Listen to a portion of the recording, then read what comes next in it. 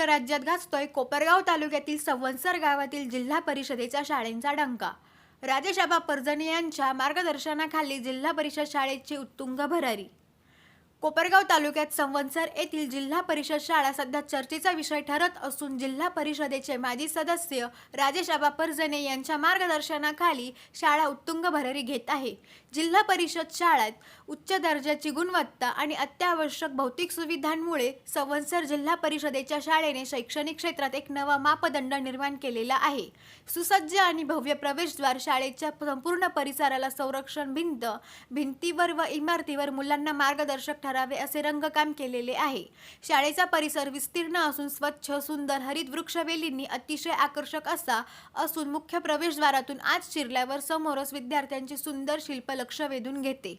शाळेच्या आवारात Bharat Ratna doctor APJ Abdul Kalam Azad open science park, परसबाग, राष्ट्रीय उद्यान, बालवाटिका, सौर ऊर्जा प्रकल्प, संपूर्ण इमारतीचे रेन वॉटर हार्वेस्टिंग, विज्ञान प्रयोगशाळा, बालस्नेही बहुउद्देशीय मल्टीपर्पज सभागृह, हँड वॉश स्टेशन, संगणक प्रयोगशाळा, प्रत्येक वर्गात इंटरॅक्टिव्ह बोर्ड, टॅब सुविधा, मुलांसाठी सुसज्ज ग्रंथालय, सर्व सुविधांनी युक्त असा डायनिंग हॉल, व्यासपीठ, खेळासाठी विस्तीर्ण मैदान, ओपन जिम, स्वच्छतागृहे अशा सर्व सुविधा कार्यान्वित आहे।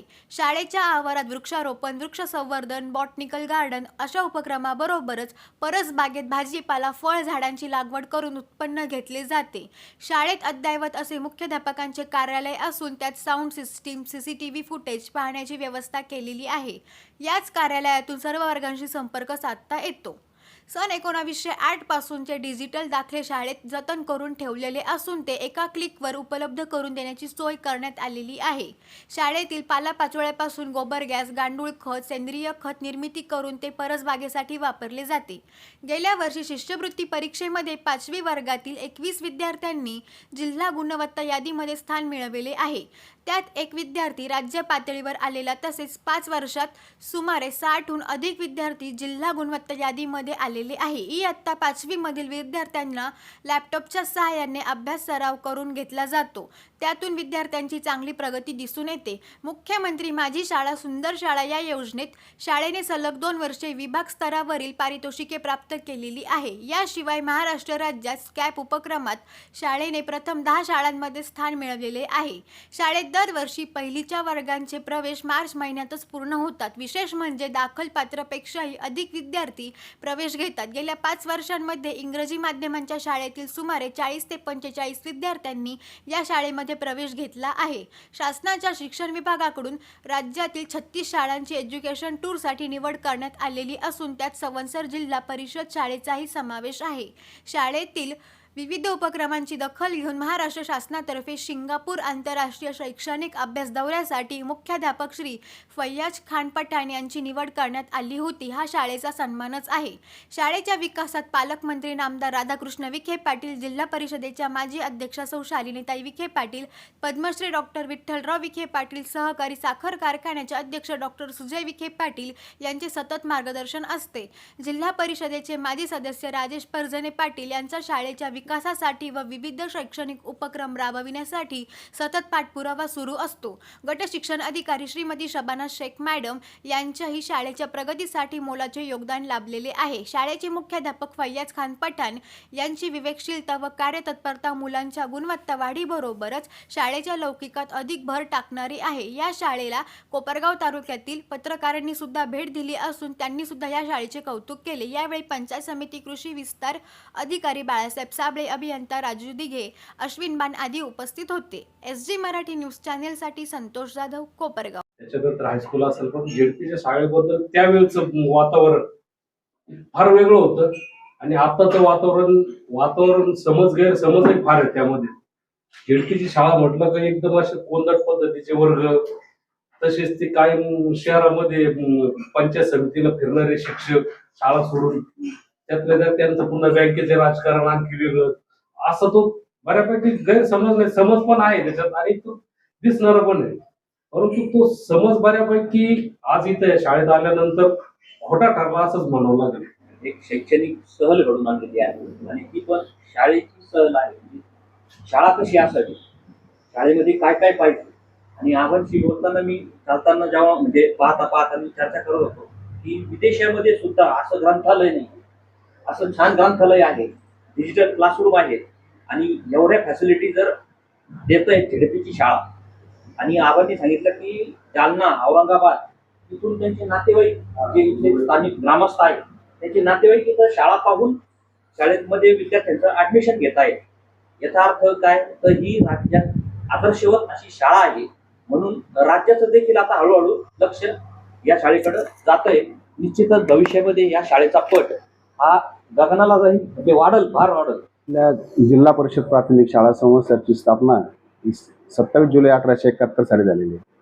आज जवळपास 150 वर्ष झालेली आहे या शाळेला. परंतु मागील 4-5 वर्षामध्ये शाळेमध्ये जे काही आमूलाग्र बदल घडवून आलेले आहेत त्यामुळे आज आपली जिल्हा परिषद संस्थेची शाळा ही राज्याला एक आदर्श शाळा म्हणून या ठिकाणी नावारूपाला आलेली आहे. आपल्या शाळेमध्ये असणारे विविध प्रकारचे जे उपक्रम आपण घेतले तर त्यामध्ये ओपन सायन्स पार्क असेल, विद्यार्थ्यांमध्ये विज्ञानाची गोडी निर्माण करण्यासाठी अतिशय सुंदर असा प्रोजेक्ट त्या ठिकाणी आपण सुरू केलेला आहे. त्याच्या शेजारी जर आपण बघितलं तर गोदा प्रवारा नावाचं बाल उद्यान आहे. विद्यार्थ्यांना त्या ठिकाणी निसर्गाची गोडी त्या ठिकाणी लागावी, निसर्गामध्ये त्यांना रमता यावं म्हणून त्या ठिकाणी आपण बाल उद्यान या ठिकाणी स्थापन केलेलं आहे. शेजारीच त्या बाल उद्यानामध्ये असलेल्या झाडांचा पालापाचोळा जमा करून आपण विद्यार्थ्यांसाठी आपण एक गांडूळ खत प्रकल्प नावाचा एक प्रकल्प सुरू केला आहे.